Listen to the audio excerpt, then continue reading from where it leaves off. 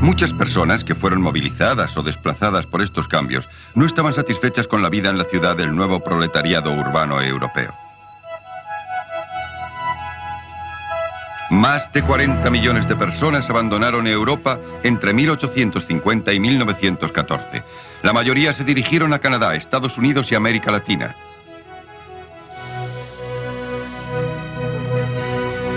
A donde quiera que fueran, los inmigrantes europeos llevaron consigo una nueva clase de dinamismo, a menudo fruto de la desesperación y los aderezos del nuevo orden económico. De estos, el principal fue el ferrocarril. La construcción de ferrocarriles era relativamente barata y aportaba unos dividendos instantáneos al abrir nuevas zonas a la explotación económica y a la colonización. Desde menos de 8.000 kilómetros de vías en 1850, principalmente en Gran Bretaña y en Estados Unidos, los ferrocarriles aumentaron hasta 283.000 en Europa y 358.000 en Norteamérica en 1870.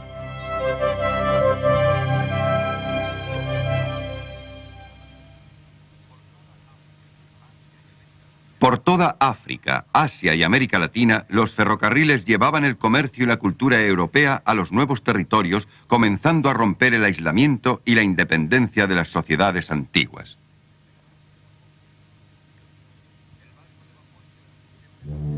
El barco de vapor hizo posible un enorme aumento de la velocidad y de las comunicaciones transoceánicas. Estos avances condujeron a los europeos a una posición en la que pudieron explorar, explotar y dominar el globo. En esta época el comercio se volvió auténticamente internacional. Artículos de todas clases podían ser comercializados y distribuidos con eficacia y rapidez en todo el mundo. En 1914, 2/3 de los fletes marítimos mundiales transportaban mercancías y los banqueros y financieros que los organizaban, especialmente los de la City londinense, amasaron grandes beneficios.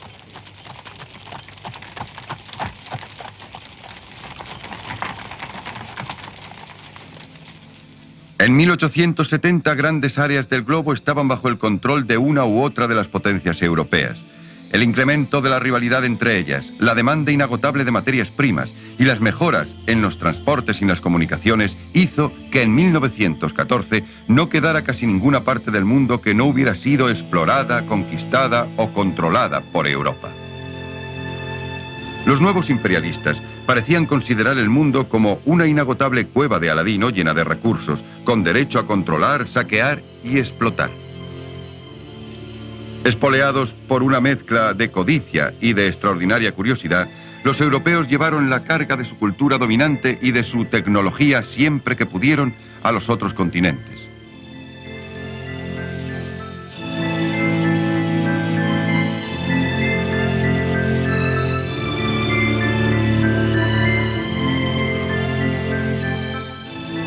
Esto también sirvió para engrandecer a las cabezas coronadas de Europa, que vieron en el imperio un medio para volver a conquistar sus glorias históricas.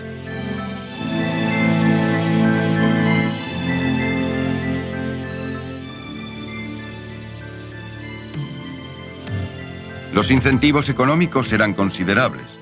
Las inversiones en el extranjero convirtieron a muchos en millonarios. Estos certificados de acciones para las especulaciones de petróleo en Rusia fueron impresos en 4 idiomas.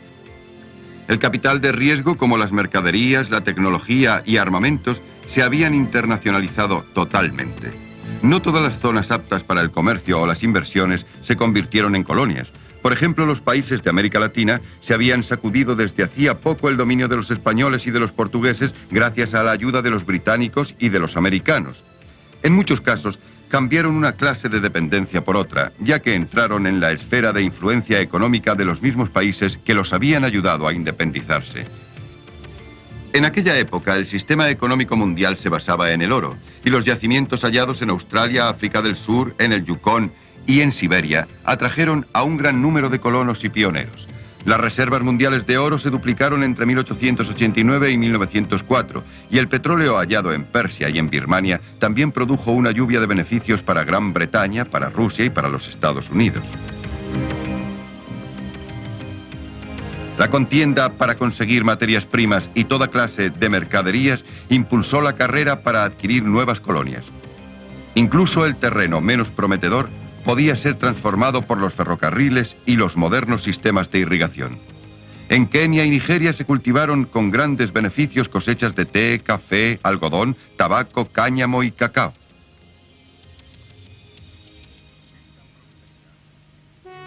Esta prosperidad y espíritu de empresa imperiales motivó el estallido de un orgullo nacional que tuvo lugar en Londres en la época del 60º aniversario del reinado de la reina Victoria. Los ingleses estaban orgullosos de sus tradiciones imperiales y acariciaron la idea de considerarse una raza superior con un derecho moral a ejercer su poder sobre los pueblos de color.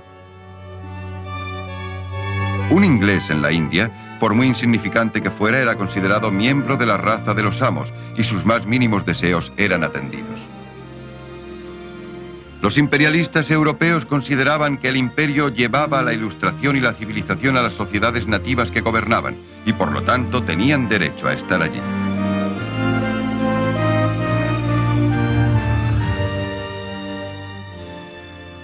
Rudyard Kipling recogió este espíritu en su frase «La carga del hombre blanco», y la misma reina emperatriz Victoria era un símbolo del éxito imperial británico.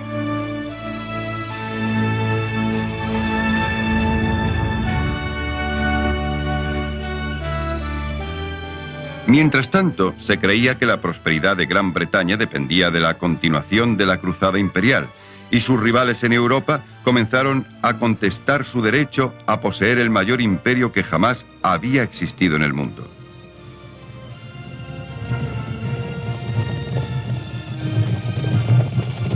Además, los pueblos sometidos comenzaron a organizar la oposición contra los imperialistas. Japón se adaptó con mucha rapidez al desafío y resistió la presión de Europa, Rusia y los Estados Unidos. Bajo el nuevo régimen lanzado por la restauración Meiji en 1868, los japoneses se dispusieron a modernizarse de acuerdo con las líneas occidentales. En 1905, Japón había derrotado a Rusia y era ya una nueva potencia comercial e industrial. Más tarde comenzó a difundir su propia forma de imperialismo por todo el sureste de Asia. No obstante, el éxito del Japón fue la excepción. En la mayor parte de las otras áreas hubo revueltas y disturbios generales que fueron reprimidos. Las potencias europeas y América poseían enormes recursos económicos y una superioridad militar incuestionable, mientras que Rusia había extendido su dominio a los territorios asiáticos hacia el sur y el este durante la última mitad del siglo XIX.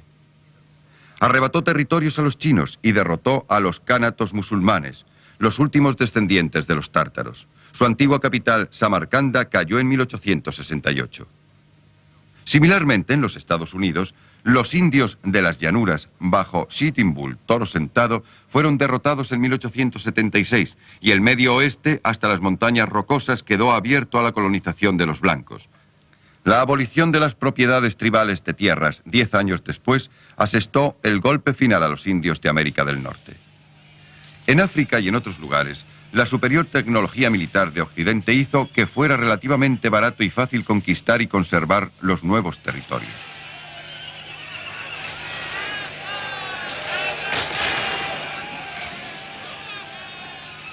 Todos los intentos de resistencia fueron sofocados despiadadamente, incluso en África del Norte, donde se declaró una jihad o guerra santa musulmana contra los invasores cristianos blancos.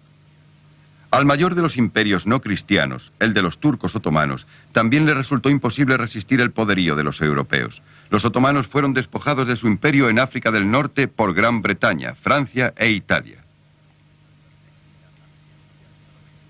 En China, a comienzos del siglo XX, la dinastía Qing se hallaba en las últimas etapas de la decadencia. Los esfuerzos de modernización eran entorpecidos por los mandarines manchú, que aún intentaban mantener a los europeos a una distancia prudente. Pero las potencias europeas confiaban en que China fuera un enorme mercado potencial para sus mercancías, por lo que competían para obtener tratados comerciales especiales en Pekín, Shanghái, Fuzhou, Hong Kong y otros importantes puertos. El nacionalismo chino y el sentimiento antieuropeo alcanzó su cota máxima durante la denominada rebelión de los Bóxer en los alrededores de Pekín en el año 1900, que sería sofocada por los europeos y americanos. En 1912, el último emperador Qin abdicó. Una fuerza revolucionaria posteriormente llamada Kuomintang, al mando de Sun Yat-sen, comenzó a reagrupar las fuerzas del nacionalismo chino. La desintegración de prácticamente todo el mundo no europeo agudizó los apetitos de Europa occidental. Ahora había surgido una sociedad de masas en la que el electorado podía ser galvanizado más hondamente mediante los llamamientos al orgullo nacional expresados en unos términos cada vez más histéricos.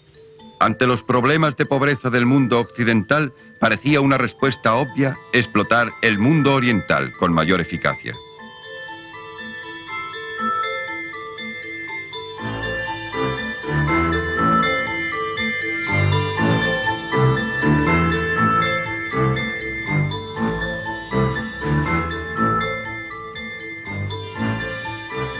Los problemas de la civilización con abundantes fábricas en las ciudades podían resolverse mediante la exportación de los proletarios a las nuevas colonias.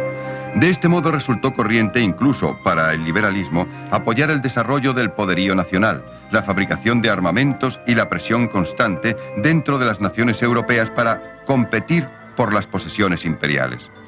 Las energías feudales del pasado se unieron a las energías industriales del presente. La caballería aún simbolizaba la fuerza de los prusianos, pero el imperio industrial de los Krapp era el puntal del poderío prusiano. Para un Estado europeo que quisiera alcanzar un imperio de ultramar, los grandes buques eran una necesidad perentoria. Gran Bretaña construyó una enorme flota en la década de 1890 y como respuesta, Alemania armó otra. Los rusos se convirtieron en aliados de los franceses para amenazar y contener a Alemania. Austria era aliada de Alemania y con la connivencia de esta intentó controlar los estados balcánicos para construir su propio pequeño imperio. El heredero del trono imperial austriaco, el archiduque Franz Ferdinand, fue asesinado en los Balcanes el 23 de junio de 1914 y estalló toda la red de alianzas, celos recíprocos y tensión imperial. Después de 1914, el mundo jamás podría volver a ser el mismo.